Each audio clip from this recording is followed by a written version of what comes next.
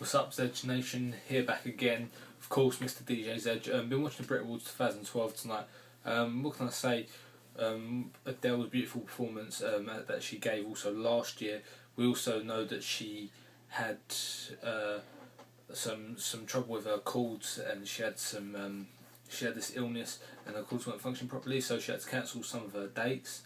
But I'll get to that in a bit, instead of her performance on the night. But let's start off with how the show kicked off. It kicked off with Coldplay performing one of their songs. That went down really well. That was a very, very good opener to the show. And then straight after that, we found out that James Corden was presenting the show. That went down very, very well, because I personally like comedy, like comedians.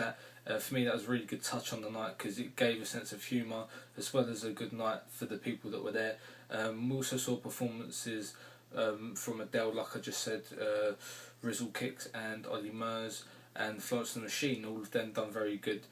And also some of the awards that were given were like Best International Solo Female Artist, which got given to Rihanna. That in itself, I think, is a very big achievement. I think Rihanna deserved it pretty well for that.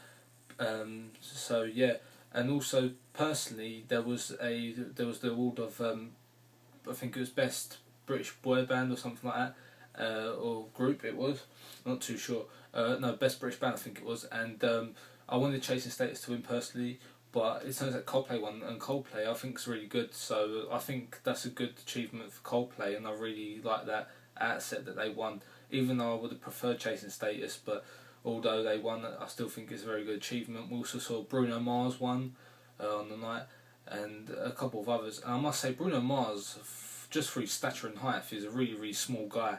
But yeah, and then it came to the big performance where we was going to see Adele perform, where she became famous just a year ago on the Brits, and which has been viewed over 95 million times I think on YouTube here, and she pulled it off. As I just said, she had some problem with her cords and that, but she did pull it off on the night, and I must admit she sounded as good as what she did when she first performed last year. And I must admit, I think that her tour dates hopefully will be rescheduled and people can see it, because she does have an amazing voice, and you can clearly tell just by watching the TV. You don't have to be there live to know that she's got an amazing voice. It comes out through the TV to your ears, and you can just tell that she hits them high notes very, very high.